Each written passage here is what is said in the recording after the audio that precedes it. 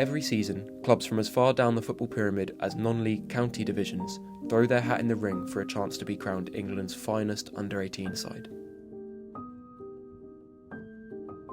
No team has enjoyed as much success in the competition as Manchester United, whose love affair with the Cup spans over 7 decades.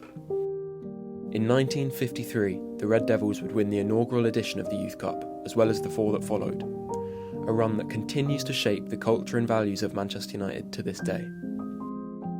In this documentary, I'll explore Manchester United's historic affection for the FA Youth Cup with the help of those who have lived and breathed the competition themselves. I spoke to Manchester United's current Academy Director, Nick Cox, about the club's most recent triumph in the competition, as well as his responsibility to further the legacy of those who came before him. In 2022, you oversaw Manchester United's first FA Youth Cup victory in over a decade. 70,000 fans filled Old Trafford that night. What did it mean to you? I guess you can look at it from a number of different perspectives. If I just simply look at the objective of that competition, it's a great opportunity to try and develop players. So from a player development perspective, it was a great chance to see our best players against another really good team under pressure in the spotlight, to help them craft some skills that ultimately have prepared many of them for senior football. Away from youth development, it meant something even more. It was just a really nice reminder for all the staff as to the significance of the competition to this football club, and also as a nice reminder of how passionate our supporters are about youth football. There's not another club in the world, I don't believe, that could have filled a stadium of that size for a youth team game. So it meant a lot for us all to feel like we were connected to something bigger than just the event itself. Can you touch on the significance of the competition to the general landscape of academy football in this country? What makes it so special? Yeah, I think the Youth Cup's really, really special and important for all clubs up and down the country. So I've been in youth development for 25 years, and of all the clubs I've worked at, the boys are always excited about the Youth Cup and who we're going to draw and seeing how well they can do and whether they can progress or not. I guess it captures the imagination when you're in a competition that you know a lot of iconic players have been involved in. So I guess it's whenever it comes round, it's our boys' opportunity to feel like they're directly walking in the footsteps of those that came before them, and like most of our top talents have got a Youth Cup story to tell.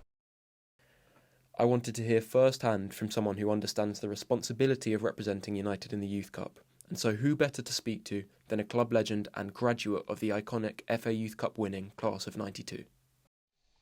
So first I'd like you to cast your mind back to April 14th, 1992, Selhurst Park, for the first leg of the FA Youth Cup final. Oh.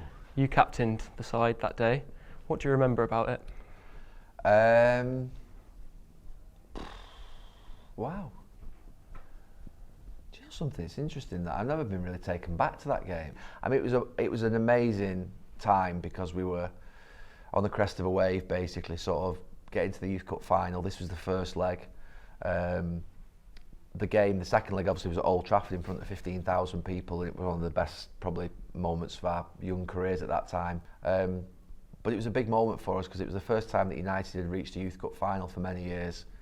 We were obviously a bunch of players that had been talked a lot about during that season, and to get there, and most of the team were first-year apprentices, which obviously, you know, under 17s rather than under 18s. Me and Chris Casper were centre-backs, Ben Thornley was on the wing, Keith Gillespie was playing, Nicky Butt was playing. There was a lot of us that were young and sort of just exploring football and, you know, not knowing what was going to come next, not thinking even at that time we were ever going to play for United, just obviously having the time of our lives. And yeah, it was a big moment for us. Ryan Giggs didn't play in that game, so you stepped up as the captain. What was that responsibility like at 17, and how did it compare to eventually captaining the first team?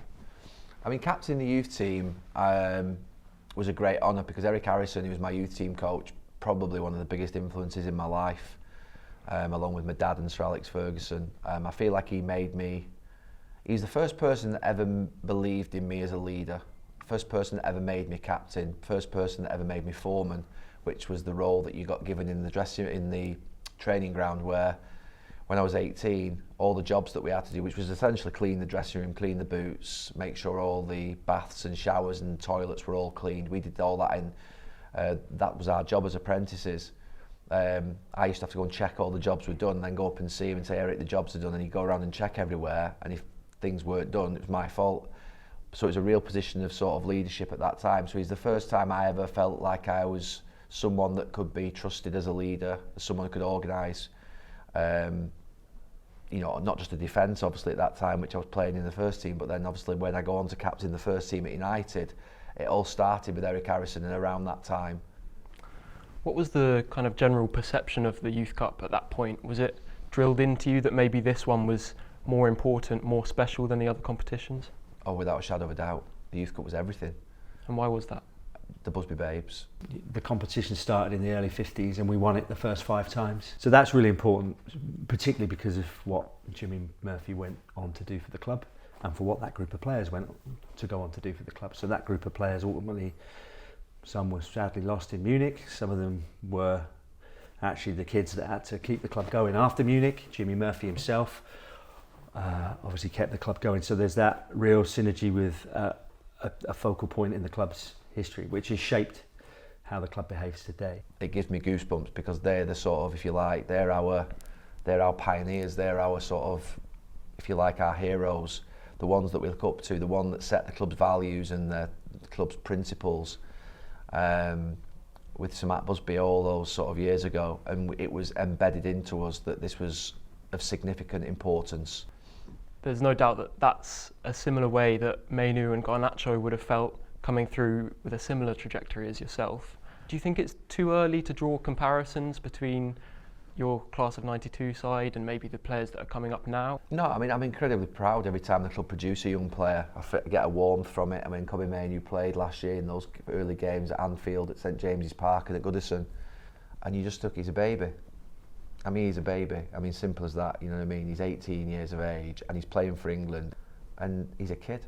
You know, and I remember being a kid myself, fearless. You go for it, it's the biggest thrill of your life.